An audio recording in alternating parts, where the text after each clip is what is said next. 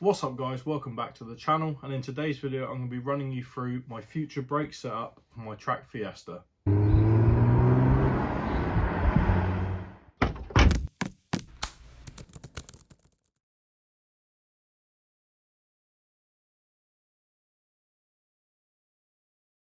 Right guys, so yeah, these are the brakes I've bought. They are Mk3 Mondeo calipers, and I'm going to be twinning them with Mk1 ST170 Focus brake discs. And the reason for that is because the Mondeo is a 5-stud, the Focus is a 4-stud.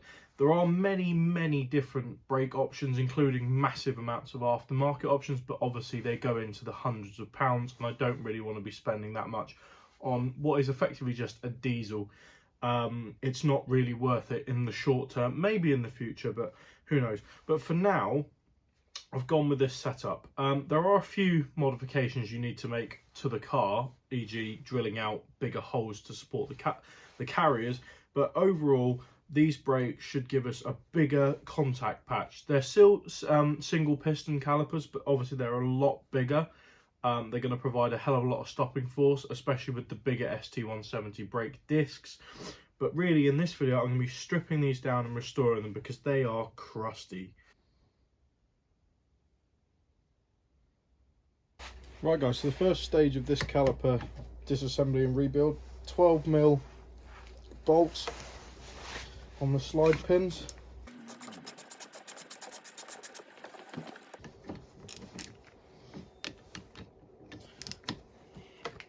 And then allows you to take the carrier off the actual caliper, leave the caliper to one side. You can take the pads out. I'm actually amazed for £45 from a breaker's yard. You've got like a lot of meat on these pads. Like, I'd say they were like not changed not long before this car was obviously either, I don't know, crashed or just written off or something. But yeah, loads of meat on these pads. Next thing to do is just to pull the slide pins out, and you can pull the rubber boots with them. They are a little bit stiff. Right, that's one.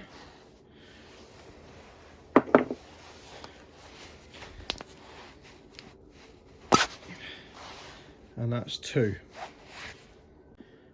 Right, so once you've done that, that is the caliper hanger, all ready to go to be cleaned and then rust treated.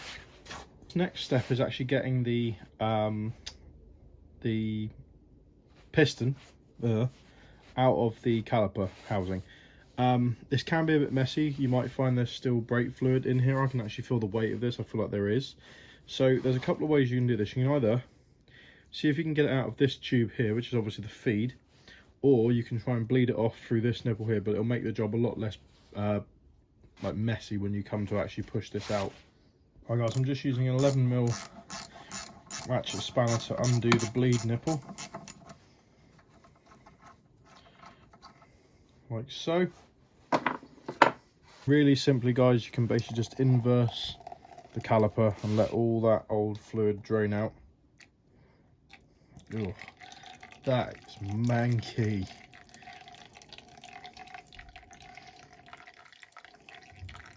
I've sort of learnt from mistakes in the past with my own sort of lax approach to things.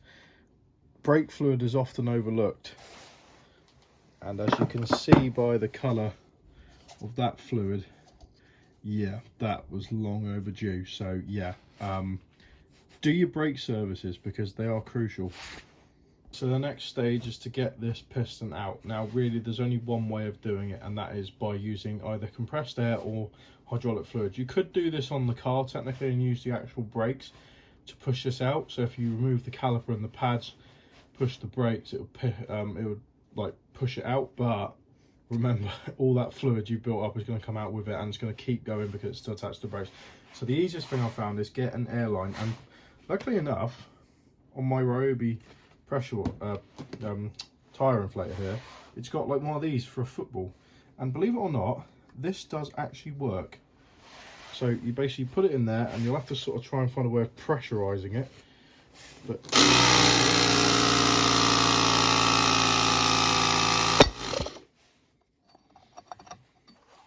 push it out like so. Right, so if you're doing a caliper rebuild kit, or rebuild like I am, you're going to need to basically break the seal in here because there's no other way about it. So what you're going to need to do is get yourself a small flathead screwdriver, sort of dig it in as close to the metal housing as possible, and then get yourself a hammer, and you effectively need to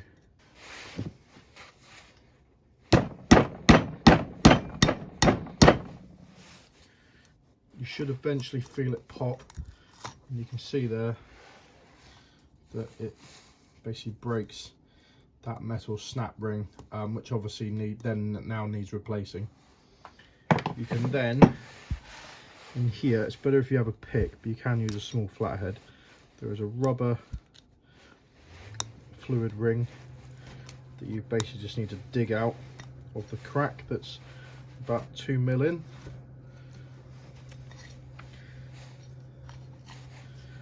Right guys, vices and car parts do not work well, especially when they're awkward shapes.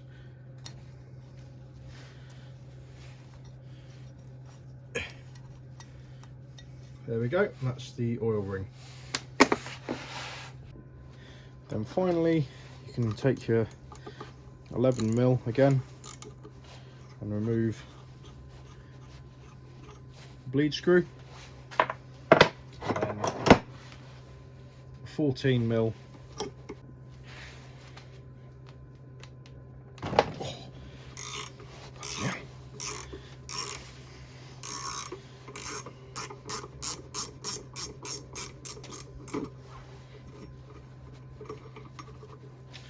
Like so. And now what I can do is use a wire brush on a drill and give them sort of a good quick going over. It gets rid of all the loose debris. And I'm still deciding whether I'm gonna like paint them up. I don't really see the point. I'm not gonna be a show car for a track car, so they need to be function over form. So yeah, but let me get on with this, and then I'll probably soak them in some like rust remover, but I'm sure they'll be fine. Really, the rebuild is just gonna be making the caliper afresh again.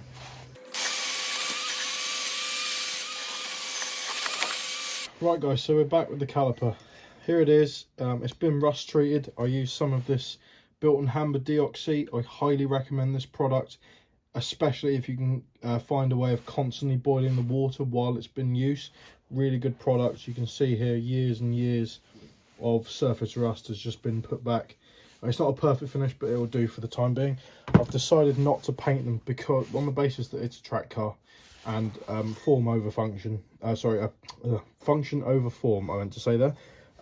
Yeah, so what we're going to do now is get on and do the rebuild. So first thing, I'm just going to make sure that everything in this kit that I bought is here. So you obviously need the brake cylinder, you need the oil ring, the dirt retention ring that sits on the front, 2 new rubber boots, this tiny little black thing, which I can't really work out what it does, but it sits on the end of one of these. Obviously a new bleed nipple with dust boot. These kits do come with silicone grease and hydraulic assembly paste and lithium grease, but you don't really need to use them. If like me, you've got your own white lithium grease and some multi-purpose grease. You will probably also need potentially a brake wind back tool and maybe a small flathead screwdriver. The links to all these sort of greases and that are in the description below, so go check them out if you want to go get yourself some. But for now, let's get on and rebuild this caliper. Right, so one of the very first things I'm going to do, I'm going to take this slide pin that needs a little rubber boot, and we're going to cover it in a bit of lithium grease just on the end there. I'm going to take the new rubber boot and slide it on.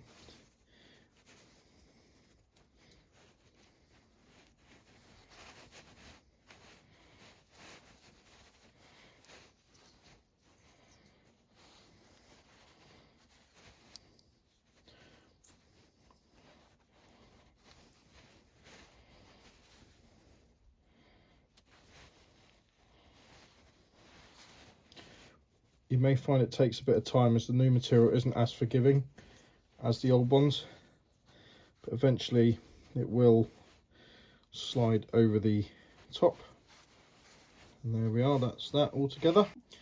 You then want to take your slide pins, get your grease, give it a dip, get it nice and covered. Remember, these parts are going to go through extreme heat changes and friction. And then the one with the rubber boot, I think that orientation goes in this bottom hole, like so. You'll find this one only goes in one way, and just push it all the way in.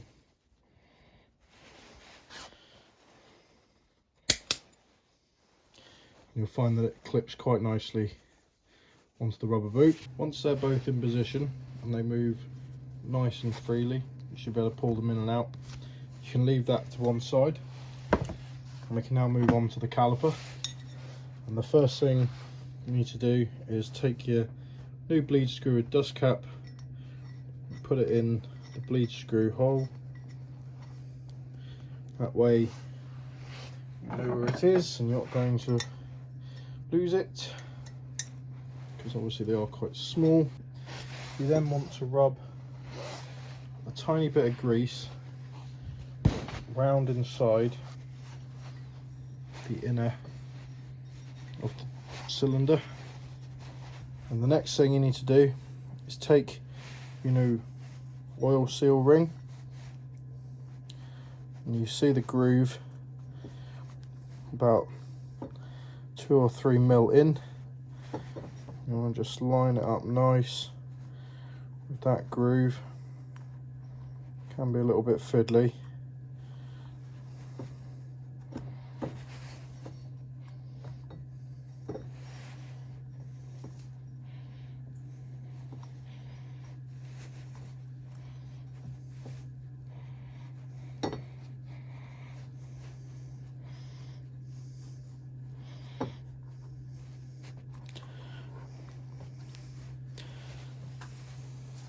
Like so. Next thing you want to do is take your oil, your brake cylinder and the oil and the like dust boot thing, and it goes that way on, because you can see this little lip lives like that. So you want to pull that on as nice as you can. You'll notice that it will snap into that little groove that's sort of pre-made for it. And then, guys, what I found was easy is if you roll this back to its full extension, you can then, as long as that barrel is greased in there, you can put the brake cylinder inside, and you can ever so slightly push on it, and you'll feel it wanting to go in, like so. And you'll find that as long as you get this dust seal as flat as possible, and I can show you a trick. Guys, you get a pad if you've got one. If not, a brake winding tool with a big enough hole for the cylinder, and you basically wind it all back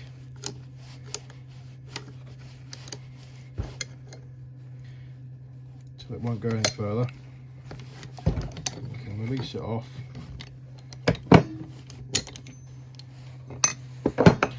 Find that boot is now sat nice and flush inside the where the cylinder lives. And the final piece of the puzzle is obviously to connect the caliper with the brake pads all together.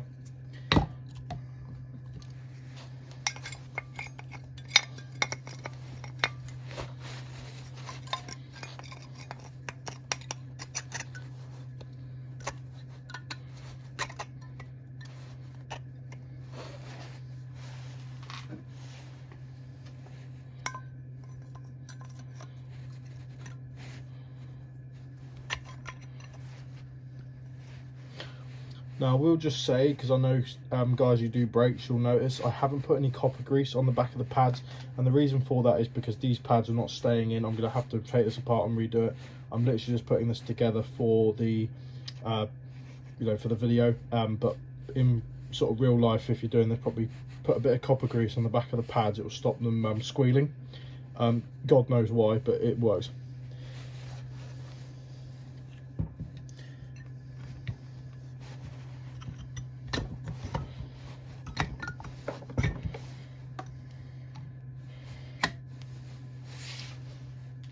you just take your small bolts and screw them into the back of the slide pins. Make sure the holes are all lined up.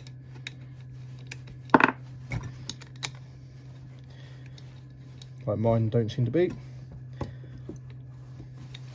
Come on. Play ball, you silly thing.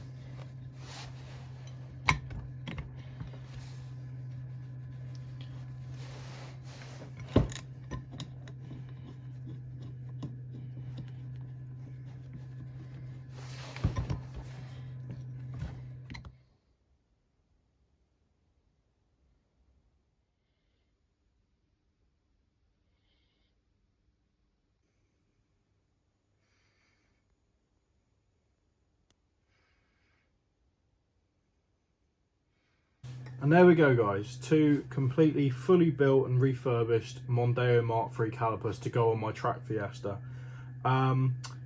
Really mucky job, brakes, anything to do with the brakes, all the grease and the dirt build up. But I hope you found this video interesting if you are looking to rebuild Mark III Mondeo calipers. Honestly, it took me about an hour on each one to do it properly. And then basically, yeah, just fit them on the car.